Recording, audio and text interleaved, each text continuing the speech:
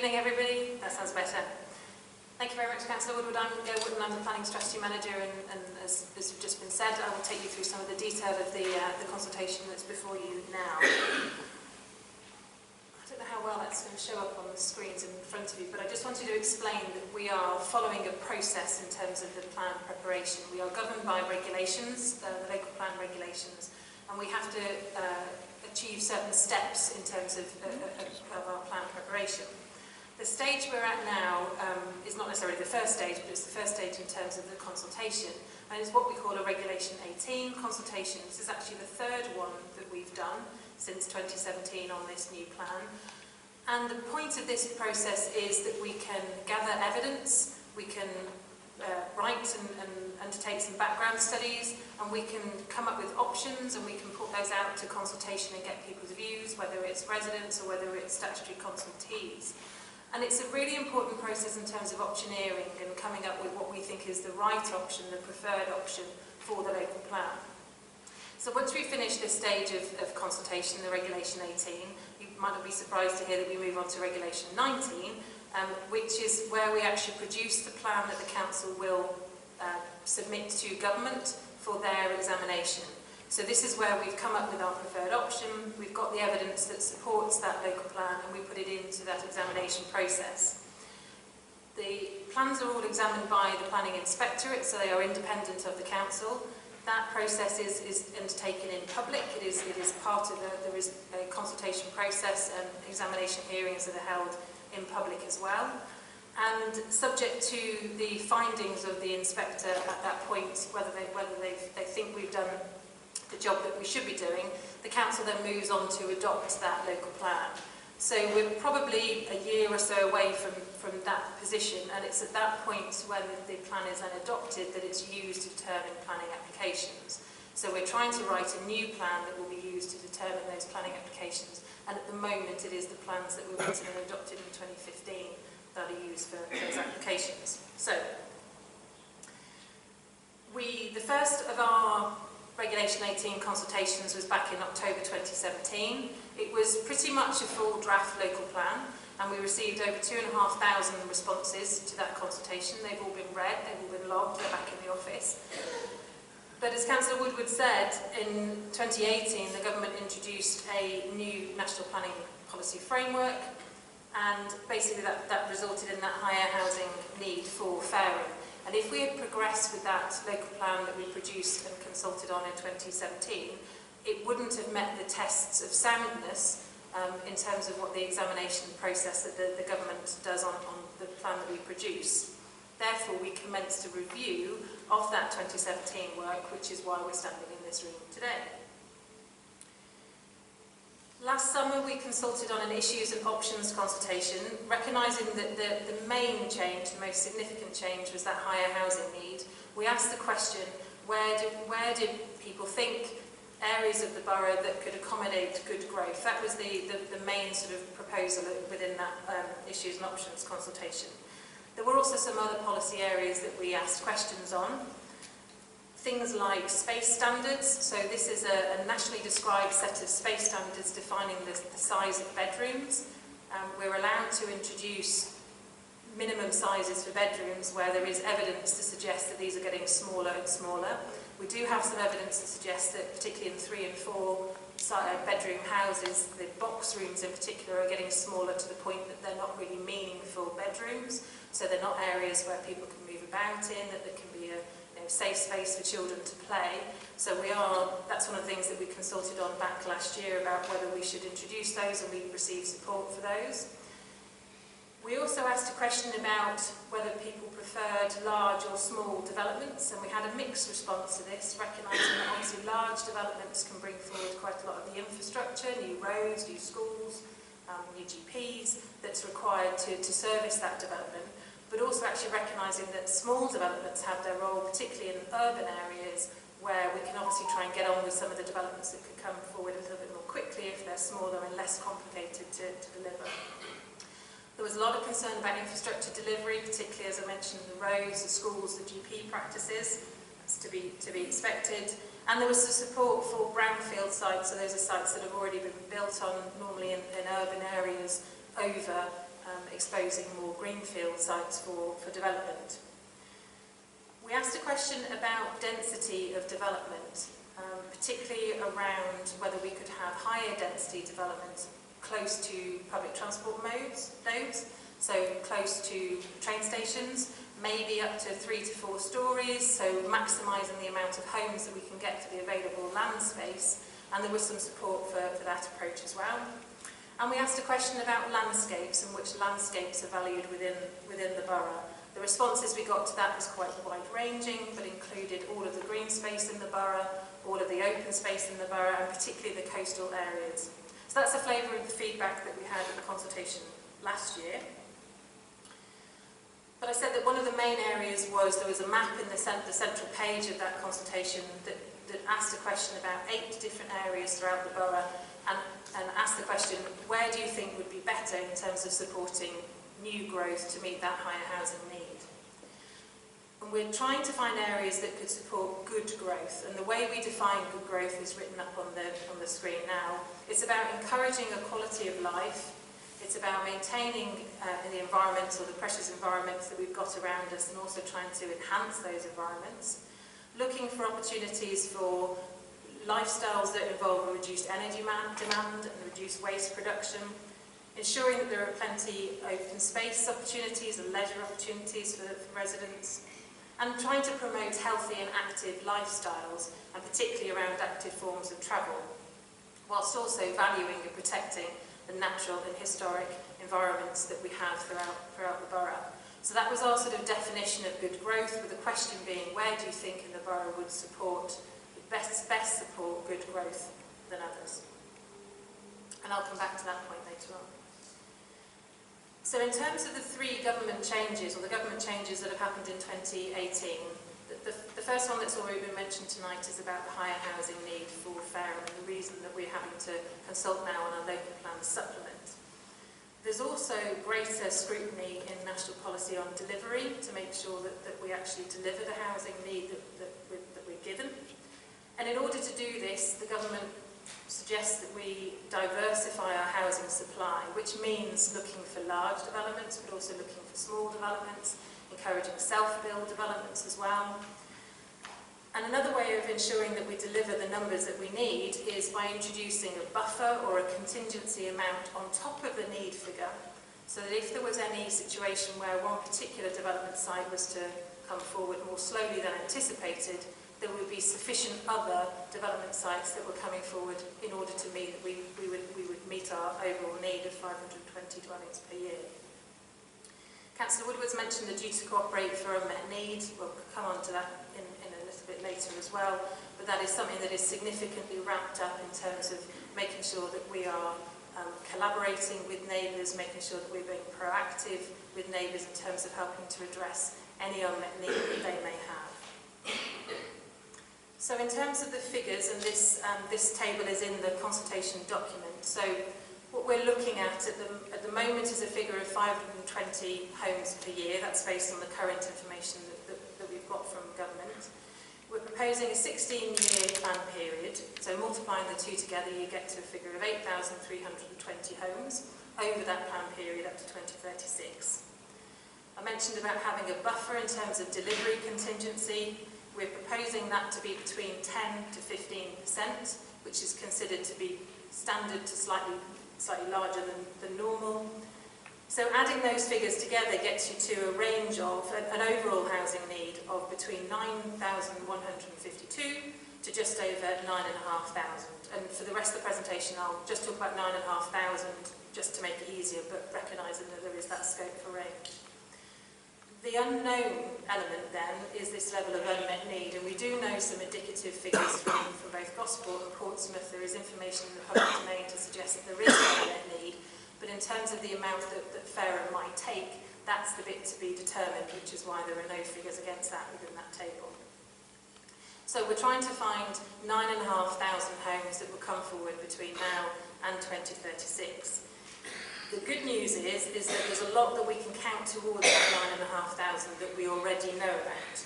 So we know that historically there have been over 70 homes that have been delivered every year on sites that we previously didn't know about. We've obviously got a catalogue of sites that we know that people are interested in developing.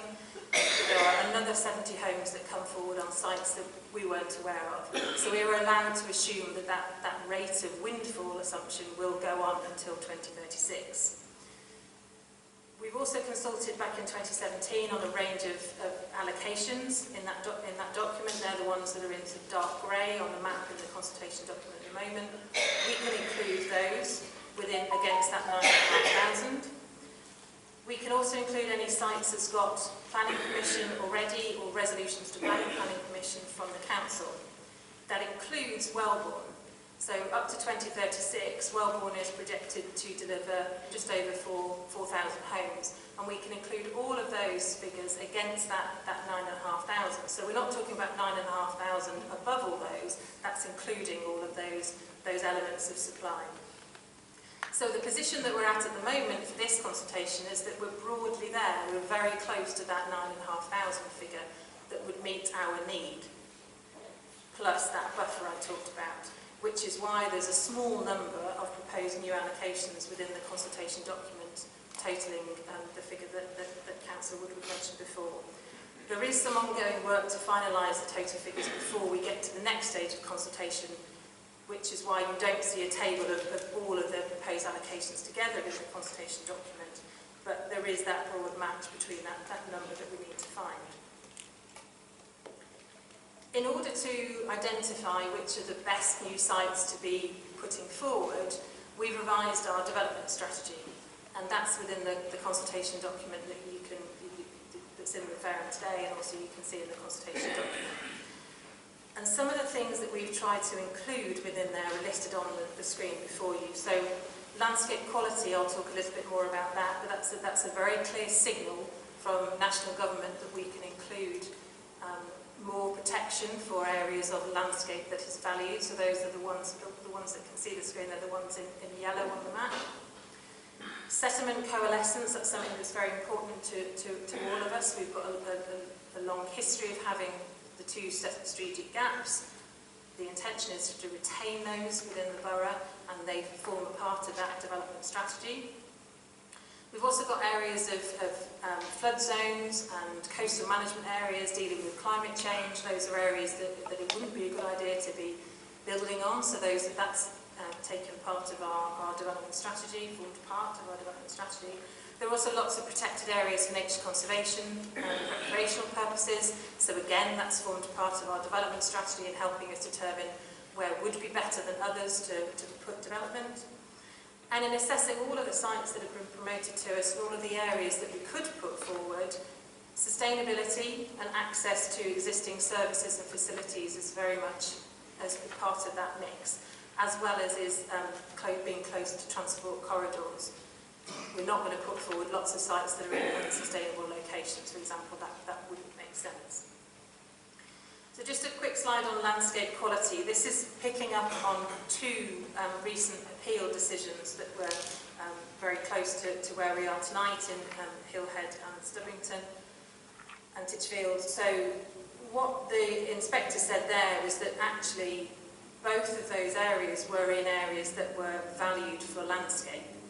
So we've picked up that signal from government, plus the signal in the National Planning Policy Framework, and from proposing those 6 areas that you can see on the map in front of you there as our areas of special landscape quality. We've got evidence to suggest that those are the areas of special landscape quality. That doesn't mean to say that there isn't an argument that the rest of the borough has got some landscape value, but it just means that those areas, in terms of forming our development strategy, are the areas where we feel major development would be deemed to be inappropriate unless an applicant could demonstrate that the proposals can maintain that special landscape character. So that is something that's new, additional, that we're proposing within this consultation to add a level of landscape protection to those 6 areas. Strategic gaps, there are currently 2 in the borough, one in the Meon Valley and one on land between Fareham and Stubbington.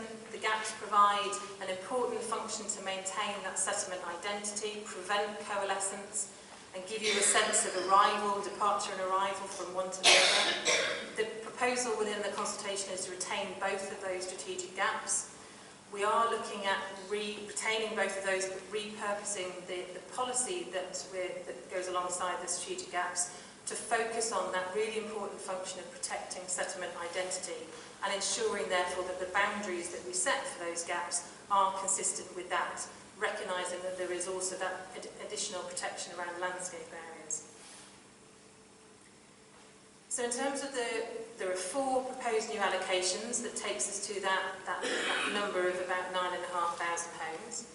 The first one is Rookery Farm, which is north of the M27 in Salisbury, close to Swanwick train station, proposed for 150 dwellings.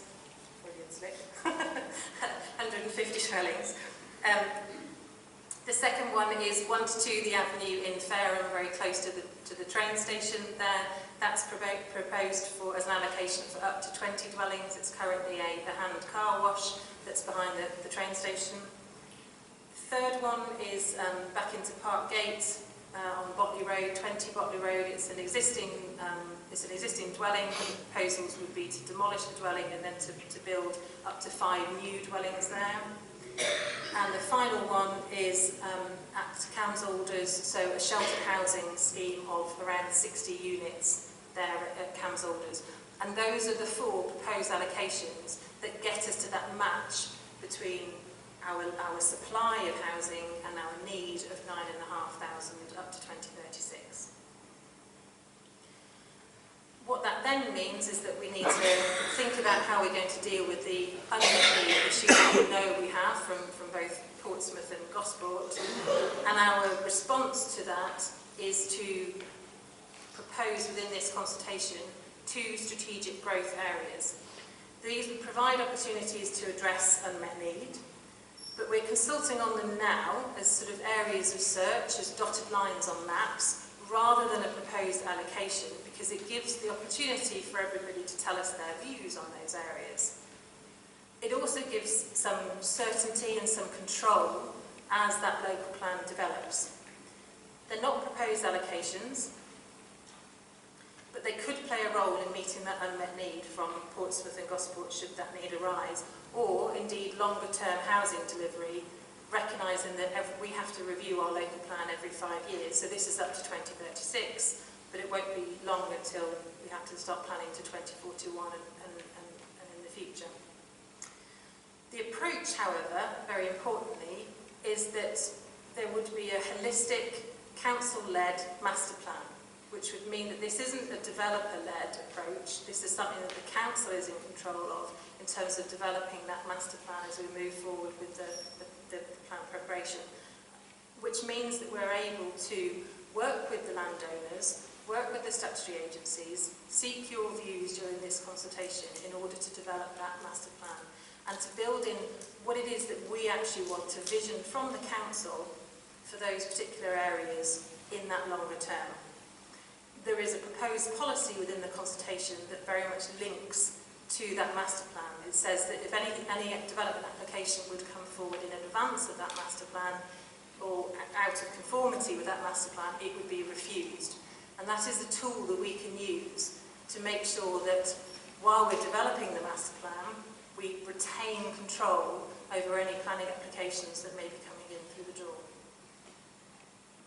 So the first one of the 2 strategic growth areas is north of Downend, north of Portchester.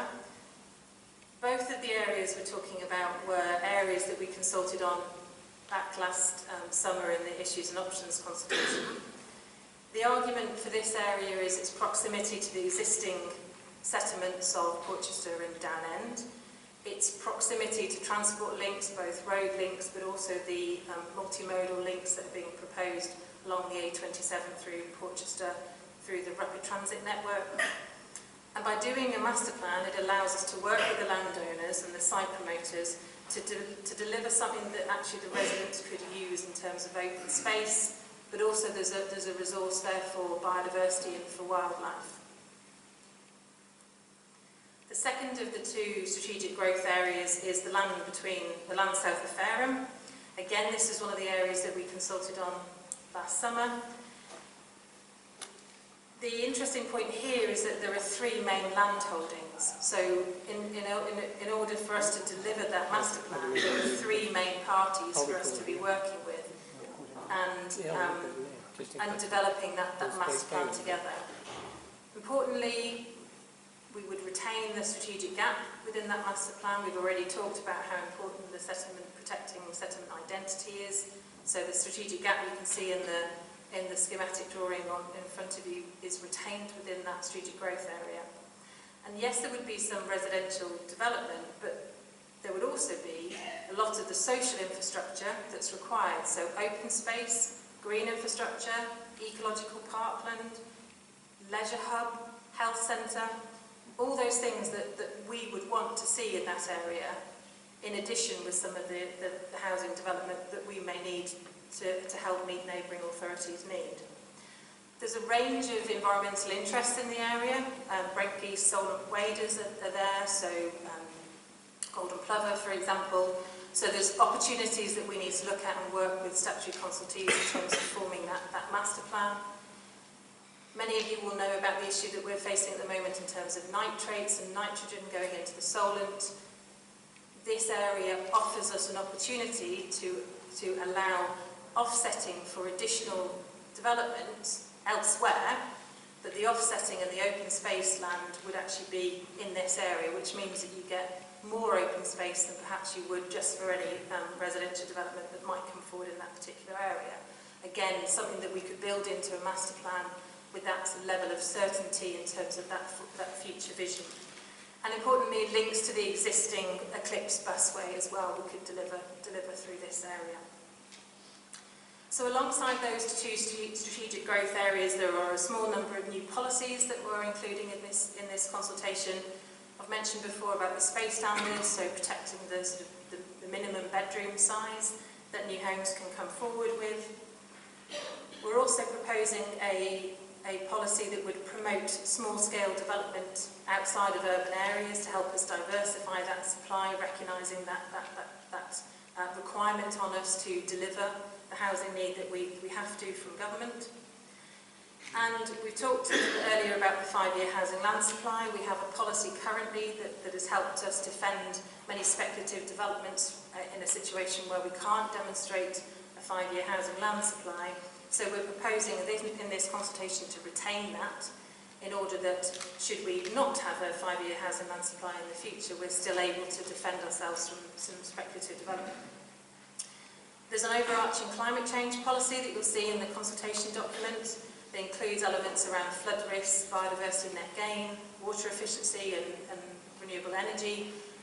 Largely it's bringing forward policies that we had on those individual topics back in 2017, but it's an overarching climate change policy, a strategic policy.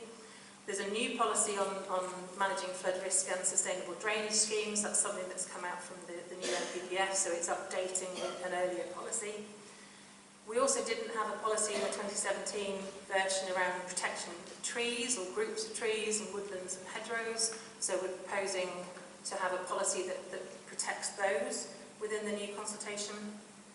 And finally, a policy around air quality. That's something that's coming up the national agenda. So something that just is very clear about how the council would treat applications that may or may not have an air quality impact, so where air quality assessments are required, and also something that supports the provision of electric vehicle charging points within new developments. So the consultation started on the 13th of January, we're about halfway through that now, and running to the 1st of March.